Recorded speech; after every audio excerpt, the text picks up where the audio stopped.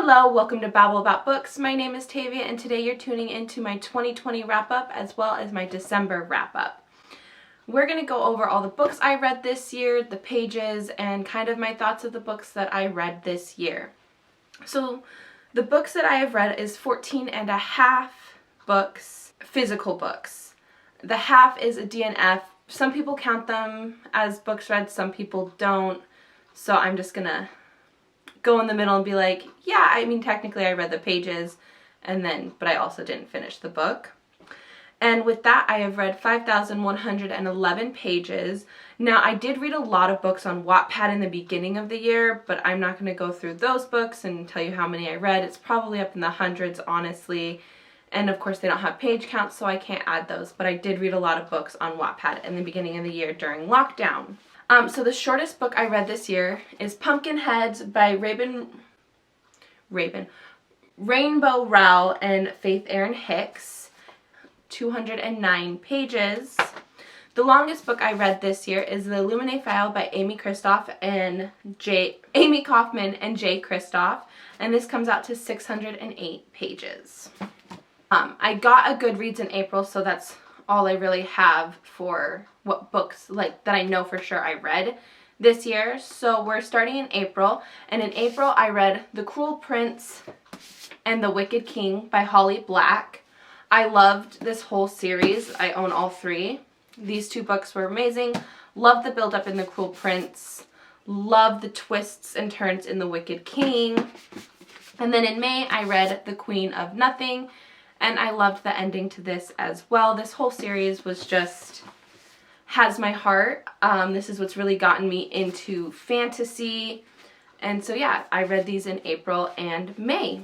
And then in July was the month that I read the most amount of books and the most amount of pages. I read 1,924 pages in July. And the first book I read is The Darkest Part of the Forest by Holly Black. It's kind of in the same realm as The Cruel Prince, and this one was just really good and I loved it. It's about siblings and, there's fighting and there's fairies involved, and it was just a really good book. And then I read When Falcons Fall by C.S. Harris. I didn't really enjoy this book. It took me forever to get through. It's just, I think the writing style just really isn't my jam, but it was a really good book. It's about a murder, and it is a Sebastian St. Cyr series, so there's other books, and it's just this guy who goes and solves murders in the 1800s. And the plot twist is really good. I didn't see who the killer was at all, or why he ended up killing this lady. Me telling you it's a guy really doesn't say anything because there's so many male characters in this. But yeah, so this was really good, and I mean, the plot twist and the ending was really good, but I think the writing style just wasn't for me. Okay, and then I also read Salt to the Sea by Ruta Sepetys. This is hands down this is my favorite book of all time. It was 20 stars if I could give a book 20 stars. I loved it. It is a multiple perspective book about a maritime shipwreck during World War II so it is a book about the shipwreck of the William Gustave, which was a ship that was shot down by the Russians in Germany, taking refugees and German soldiers to safety, and it still is to this day, I believe, the largest maritime shipwreck, and nobody talks about it. I had never heard of it until I believe Paperback Dreams talked about this, I want to say is who I heard it from, and so I picked the book up, and it's crazy. I think over 10,000 people died. Maybe it was 9,000. I'll list how many people actually were killed. A lot of them were refugees, and a lot of them were German soldiers. And it is just a journey of some refugees getting to the ship. It's multiple perspective. I think you have 4 perspectives in it, and this book was just so good, and it just goes through what they had to go through in order to get to the safety of the ship, and then going through the shipwreck itself. And at some points it made me cry. At points I was yelling at certain characters because I wanted to murder them. And so this book made me feel happy, sad, angry, and yeah, so this shipwreck was actually way worse than death toll wise than the Titanic, but because it happened during war, it's not really talked about because it's just the casualties of war, where the Titanic was just a ship taking people to another land. Both are still very tragic, but this is just, because it happened during wartime, it's not really talked about as much. So yeah, favorite book, definitely should read this. And then I read Whip It by Shauna Cross. I did watch the movie in high school, and my sister owned the book, and I was like, hey, let me get some of that, because I really loved the movie and I wanted to see if the book held up. The book wasn't amazing by any means. It's definitely more geared towards teens, so I probably would have a different feeling about it if I was reading it in high school, like when I was watching the movie. But I still really think it was a really good book. It's about a teen girl who is rebelling against her parents, and she secretly signs up for a derby team, and it's just about her journey of self-discovery, finding her passion in life, like finally showing her parents that she's not who they want her to be, and that that's okay. There's romance, there's heartbreak, there's found family, and so I would recommend it.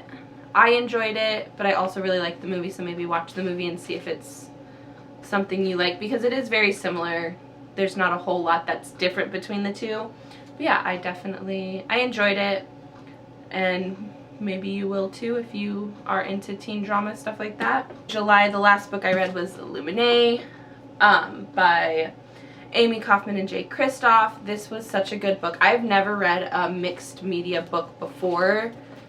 Like, you've got documents, you've got pages that are black with white text, some pages are just plain black, and this is about, basically it's this town is attacked, and they're trying to get away from the people who attacked the town.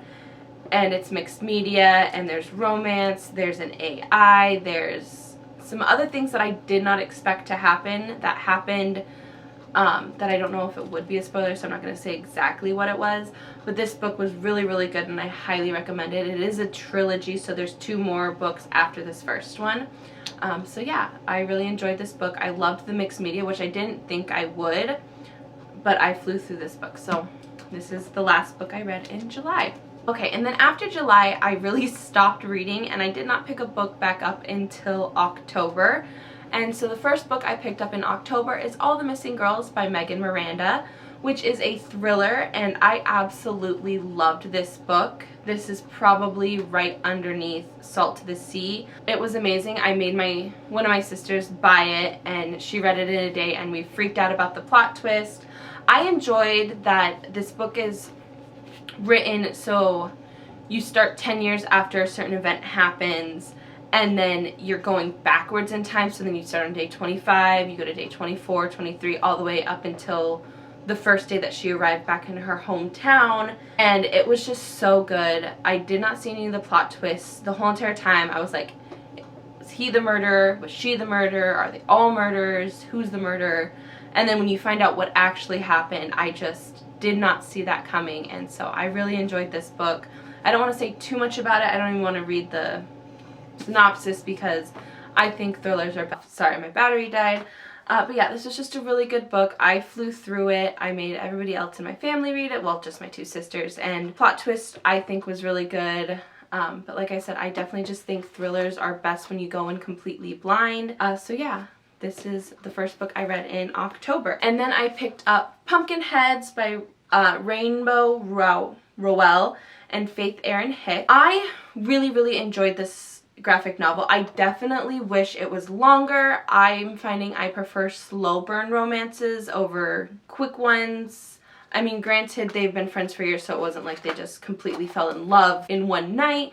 But I would like to see that slow burn. So that's my only complaint, is it was just, I think it was just too short, but that's not the book's fault. That's completely, you know, just my preference. But it was really cute. It was really adorable. Definitely fall-esque a lot. It's set in a pumpkin patch. It's these two seniors who this is their last year working at this pumpkin patch, and so they make the best of the night and they end up falling in love, and it's beautiful and adorable, and the food looks amazing, and I like how positive it is about the LGBTQ community. Just I like the book a lot. Definitely wish it was longer, but that's just definitely a personal preference.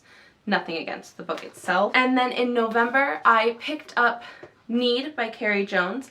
I read the first 2 books in this series my sophomore year of high school, and I had been trying to get my hands on the last 2 books in the series since then, and they are basically impossible to come by.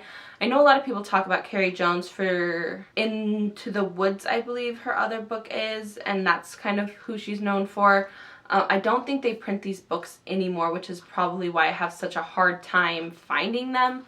But I finally got the last 2 books in the series. I owned the first 2 already. And so I read this in November, hoping I was going to be able to read all of the book before the end of the year. But halfway through November, when I finished reading this, I decided to start my YouTube channel and decided to start my TBR game.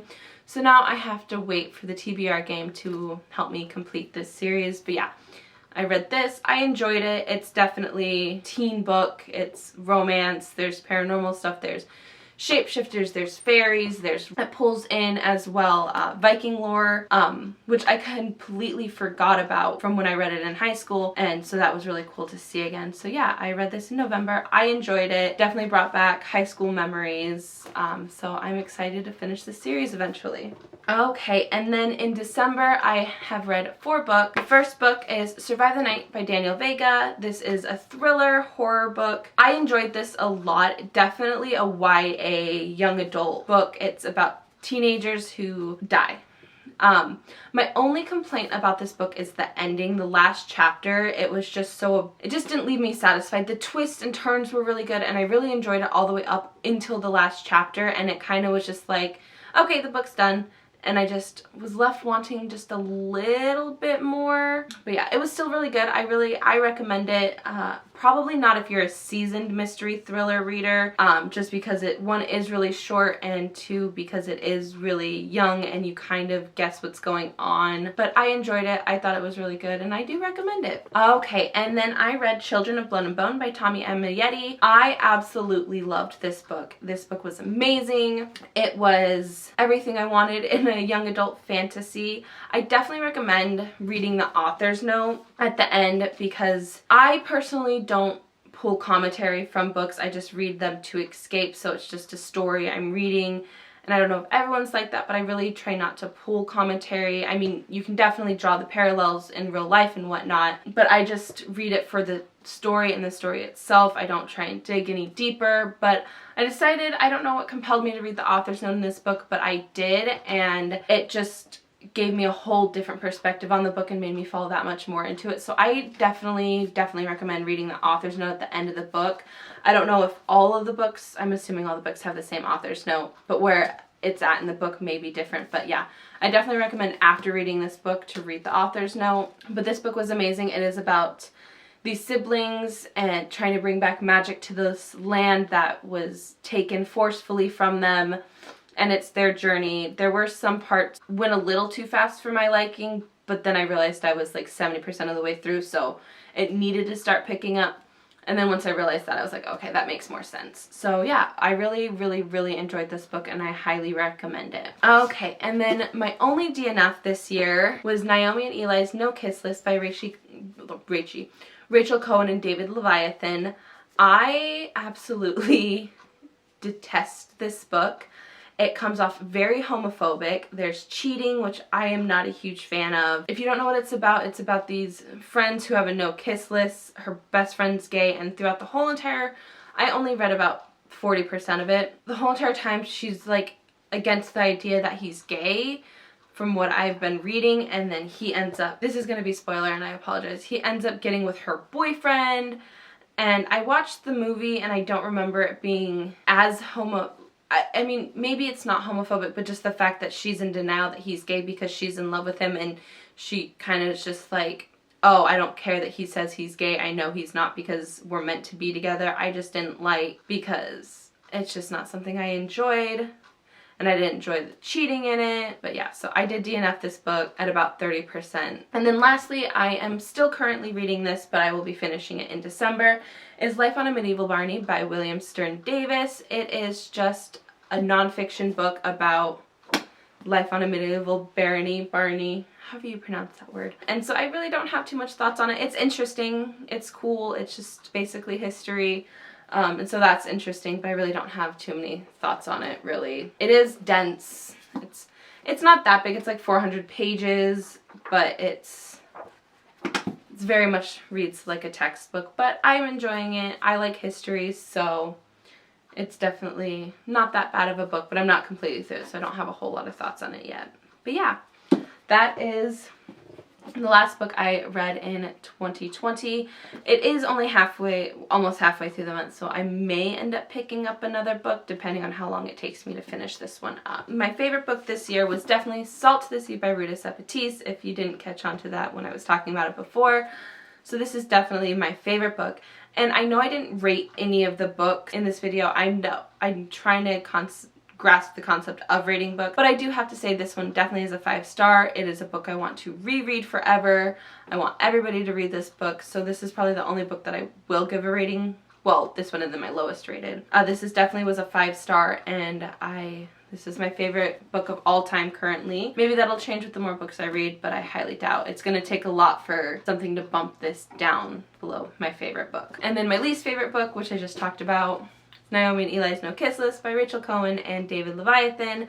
This is definitely a 1-star for me. Those are going to be the only 2 books that I rate because I just have such strong emotions on them that it's like, there's no, is it 4.5, 3, 2, this is a 1. Salt to the Sea is definitely a 5. But yeah, this is definitely my least favorite book this year.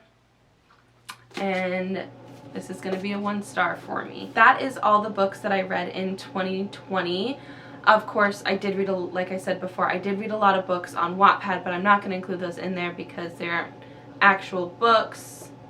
Whether you believe they are or not, that's completely up to you. I personally think they are because they are people who are writing them. They're just not published.